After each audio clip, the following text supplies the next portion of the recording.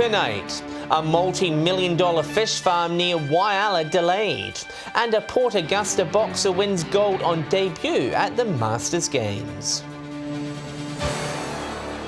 With the latest from around the region, your nightly news with John Hunt begins now.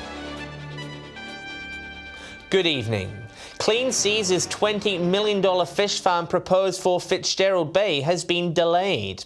However, Whyalla Council's CEO says he's confident it'll eventually proceed. Clean Seas confirmed last year it was returning to Fitzgerald Bay for the first time in nearly a decade. However, a year on, the project remains in dry dock. Work through a win-win solution around making the development occur in the Fitzgerald Bay, but also looking after the interests of our community at the same time. An agreement for use of the facilities in the area has yet to be signed. We're looking for them to reach that agreement between Clean Seas and the council, and I believe the state government's trying to facilitate this at the moment. Rowan Ramsey, who secured the $2.5 million of federal funding, is working to ensure the money remains available. To make sure that we can hang on to the money that we put on the table that we had expected to be spent by now. In the meantime, the Whyalla Marina could be used as a temporary option. Put some alternative arrangements forward to Clean Seas, and at this point in time, this is part of the conversations we're having with the state government in particular. Up to 50 jobs are waiting to be created, something Mr Ramsey says is important for the local economy. Going forward, and I think that's 40 or 50 jobs we just need in Whyalla so badly. Shari Hams, 7 Spence Golf News. Exporting grain on the Eyre Peninsula is now easier, with Teaport's grain storage facility in Lock operational. Its opening comes with the annual harvest about to get underway. A multi-million-dollar project now complete, ready and waiting for its first delivery.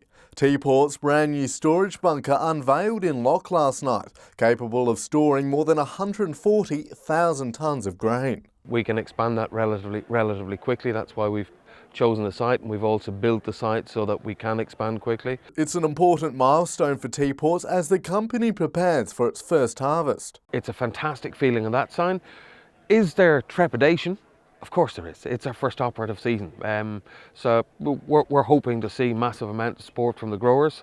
Teaport's main export hub at Lucky Bay is also nearing completion. Port construction, we're quite a long way down the line. All of the civils are finalised, most of the concreting work is finalised. During harvest, farmers will be able to bring their grain to bunkers here in Lock and at Lucky Bay, where it will then be loaded onto a transhipper and offloaded to a Panama vessel waiting in deeper water. We're doing it because of the paradigm change in ports, in how ports are planned and built. It reduces carbon emissions through reducing the kilometres travelled on the road. The first grain delivery is scheduled for next week, kicking off this year's harvest. Nathan Rector, 7 Spencer Golf News. New figures show South Australia is the fastest growing destination for caravans and campers. Port Augusta Council says it's looking at improving infrastructure to cater for demand. From the picturesque scenery of the Flinders Ranges in the north to the beachy Copper Coast in the south, it's no surprise caravans are flocking to regional South Australia. People have decided that, they're in that age that they want to turn around and travel, and Australia's a great place to look at. New data shows the number of caravan and camping trips is at an all-time high, with this state recording a 23% growth in the last quarter, the biggest in the country. Augusta Caravans owner Jetty Changes says the rise in the last 4 years has been astronomical. We went from, say, 2 to 3 bookings from our first week we started to all of a sudden now we're booked out for at least 2 weeks in advance. Their workshop kept busy too, many caravans buckling under the pressure of unforgiving outback roads. I see lots and lots of repair jobs, lots and lots of repair jobs. The Port Augusta Council says tourism is a big driver for the local economy. It's now considering creating bigger parking to accommodate the portable homes of all shapes and sizes. We need to attract more people to our CBD and get them to spend some more money down. More parking would be fantastic, especially down the CBD area. That would be really, really good for caravans. Garth Burley, 7 Spencer Golf News. Farmers will have the opportunity to grow genetically modified crops from December 1st, with the state government expected to lift the GM ban. The new regulations will first have to pass through Parliament over the next 4 weeks. It comes after an independent review found grain growers had missed out on more than $30 million in benefits since the ban began in 2004. The worsening drought gripping New South Wales is taking its toll on the Murray-Darling River system. A recent report from the Basin Authority says a tough summer is ahead. Patrick Reinke has the details. The Murray-Darling Basin Authority says conditions remain dominated by drought and falling water storage levels. In the past fortnight, most of New South Wales, including Broken Hill and the Central Basin, were hotter than average and received no rainfall. Early forecasts from the Weather Bureau predict a dry and hot spring with early summer conditions creeping in. The Basin Authority says it's taken steps to try and prevent any repeats of the January fish kill, which saw hundreds of thousands of fish perish during a cold snap near Menindee. Native fish were relocated from Menindee downstream to sections of the lower Darling for a better chance of survival. They also say water storage levels across the basin have fallen over the last 2 weeks. Most storages in the Northern Basin are at critically low levels, and a lack of rain in the south has reduced inflows into the Murray River's major storages. The update also states the Menindee Lakes are currently at 1% capacity. We contacted Basin Authority Chief Executive Philip Glyde for an interview, but he didn't respond before deadline. More fortnightly reports will be handed out across the coming months. Still to come tonight, new figures show young South Australians are struggling with their mental health, and Wallaroo prepares for cruise ship season.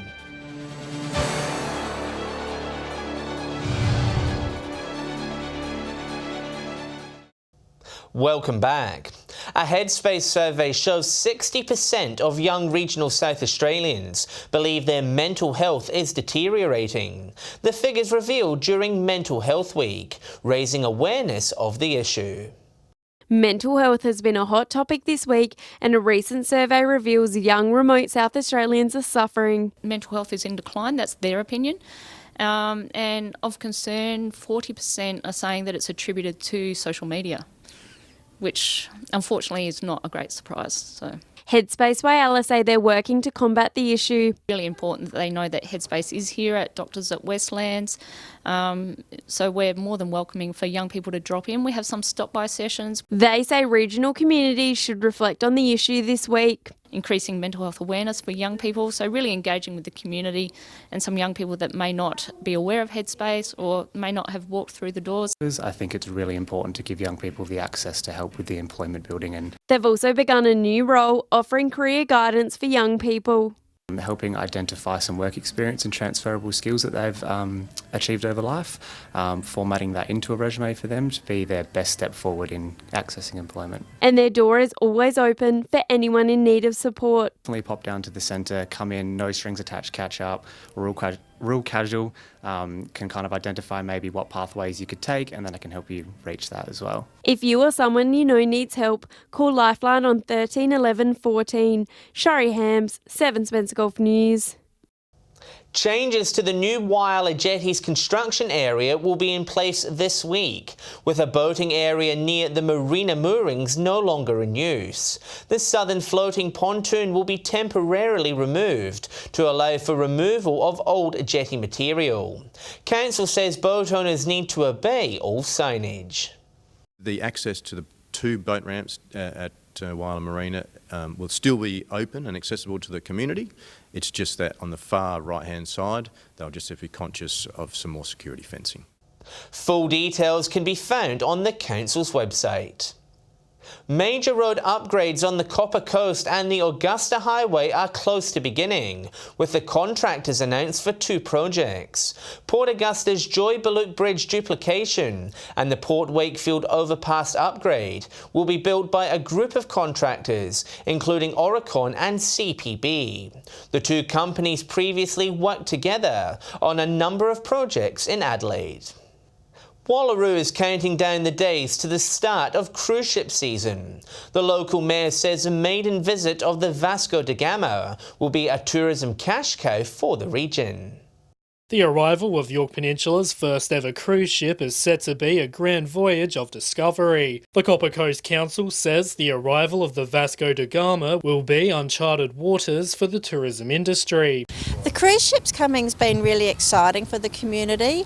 It's a little bit of an unknown. We're not sure how many people will get off the ships, how many will have pre-booked tours. 1,200 people on board the luxury cruise will have a chance to explore Wallaroo and its surrounds when the ship docks on the 7th of December. Council saying they are pleased to see so many people put their hands up to help out. We're actually been conducting induction sessions for our volunteers. We've had quite a few people put their name down indicating that they want to be volunteers. A slice of the region's $1 million drought fund also going towards the beautification of the land surrounding the port. The turf and cliff's edge below the town's silos set to receive a new makeover. To beautify an area from the wharf back into the town. It was land that was state government land, and we've had it signed over to care and control of us. Wallaroo will have 3 separate stopovers during the cruise season. It's a bit of a wait and see thing, but we're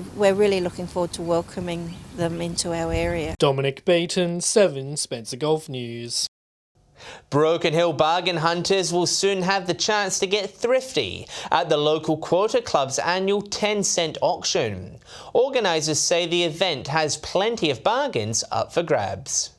A fun auction raising money for a good cause. For 10 cents, it only takes 1 ticket to win it. The 10-cent auction is held every year and acts as the major fundraiser for the Broken Hill Quota Club. Close to 100 packaged items, mostly donated by locals and businesses, will go under the hammer. We're just overwhelmed by the generosity of the town. The auction has been running for over 35 years. A potential buyer purchases as many 10-cent tickets as they like. The tickets all go together into a draw and the items are given to the winners who get called out. There's also 50-cent lucky dip prizes. Pam says for 10 cents, what's on offer is staggering. We have a Pro Heart etching that's valued at $395.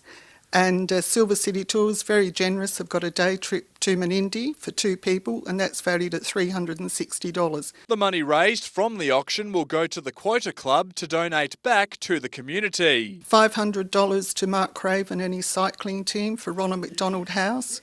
$1,000 to the Fireys for their climb in Sydney to go to motor neurons disease. The 10-cent auction starts at 7:30 at the Musicians Club next Friday night. Patrick Reinke, 7 Spencer Golf News. Stay with us after the break. We meet Port Augusta's Masters Games champion. And we'll have the weekend weather details with Britt.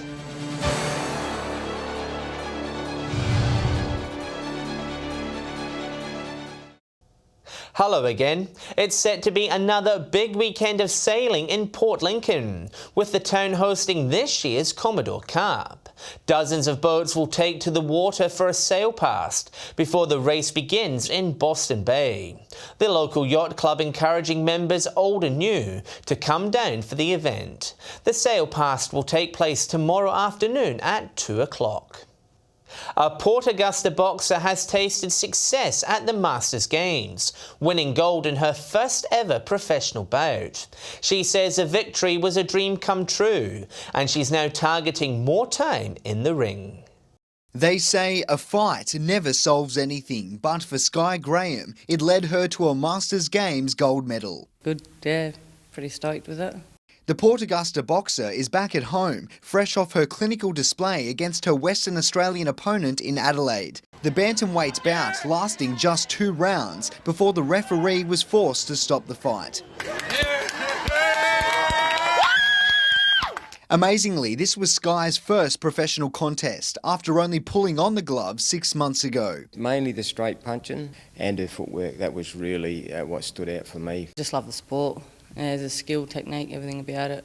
This is also the first time a fighter from the Port Augusta Boxing Club has won at the Masters Games. Sky says the club has played a big part in her success. You know, just everyone that comes to the club, without them here, you know, boxers, they're what get us to the fights. This latest piece of silverware further igniting her quest for more glory, with her next match in the ring just weeks away. Look forward to that one and then bring on next year pretty much. Garth Burley, 7 Spencer Golf News. What a champion. Time for a look at the weekend weather forecast. Here's Britt with the details. Thanks, John, and good evening. It's been bright and sunny across the region today, reaching 27 degrees at Port Augusta, 26 at Port Pirie, 23 at Whyalla and Broken Hill. Adelaide reached 22 degrees, Port Lincoln 19. And if we look to the satellite, we can see relatively clear skies over our region under a ridge of high pressure. Moving on to tomorrow, on the waters, easterly winds at up to 20 knots with seas at 1.5 metres. Mostly sunny conditions forecast across the region. Woodnor with an expected top of 32 degrees, Port Augusta 31, Corn 30, Port Pirie 29, Cleve 28, Whyalla 27, Coffin Bay and Kadina 26 tomorrow, Broken Hill and Clare 25, Adelaide 24, Port Lincoln 21 degrees. Looking ahead through the weekend and into next week, and it's looking mostly fine about the region over the coming days. Port Lincoln expected to reach 22 degrees on Sunday with maximums in the late teens heading into next week. Cleve 25 on Sunday, a top of 22 on Monday. Woodnor with maximums sitting in the mid-20s.